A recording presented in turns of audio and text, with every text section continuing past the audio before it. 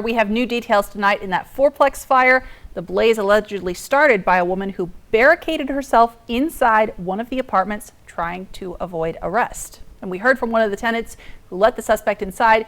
Maddie, neighbors have come forward now with a different story, though. Yeah, Alyssa, Patty Reyes told me she was just trying to help a friend, the suspect, Kayla Guzman.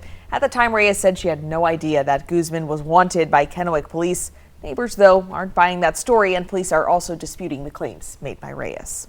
Shavion Sandifer started her Sunday with quite the wake-up call. You guys need to evacuate. We have a wanted fugitive next door harboring herself with a gun. Although she wasn't surprised where the trouble was coming from. Fighting, arguing, just crazy stuff. It's always her apartment. And that's not the first criminal-looking person that you've had around the place. So it's like we're constantly telling the landlord about all these suspicious, weird-looking people that you have around the apartment because we all have kids and we're all concerned. Shavion and her 3 kids watched from a distance as police tried to convince Kayla Guzman out of Patricia Reyes's apartment.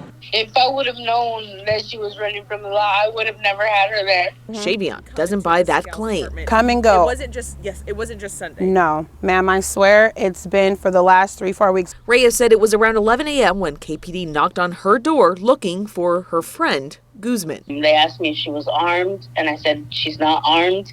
She has no weapons, nothing. I said, I don't have no weapons. But KPD Commander Walter says Kayla claimed she was. Anytime we're, advised of a firearm or any type of a weapon, we take that very seriously for everyone involved, for the safety of everyone. Reyes let police into her apartment and told me she gave officers access to interior cameras. I'm handing you my phone so you guys have visual of the subject inside my home. I was unaware of any interior surveillance video. Commander Walters said with Kayla barricading herself inside, claiming to be armed, the situation warranted a SWAT response. It's a unique situation. Not only the officers, the suspect, but also the firefighters were now put in a situation where they could be injured. So we have to try to mitigate those circumstances as best we can.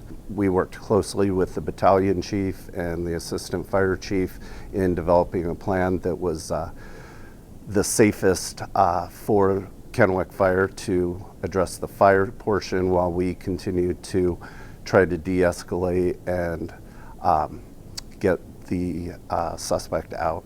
Meanwhile, Shavion and her children watched as all their belongings went up in flames. I am very frustrated because I'm sad that all this happened because of someone else's stupid choices and we're all suffering now. Police believe Kayla was able to get into Shavion's apartment through a shared laundry room. Commander Walters said Washington police reform and their policies require them to de-escalate as much as possible before reaching this point. De-escalation, using time and distance, those types of things in order to resolve situations without force or minimal force needed. We follow those procedures, and that's what we do. At the end of the day, we want to resolve these situations without people getting hurt. I just want everybody to know that I am very sorry.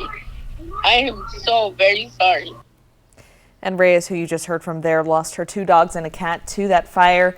Guzman is now in the Benton County Jail facing 2 Class A felonies for burglary and arson, among other charges.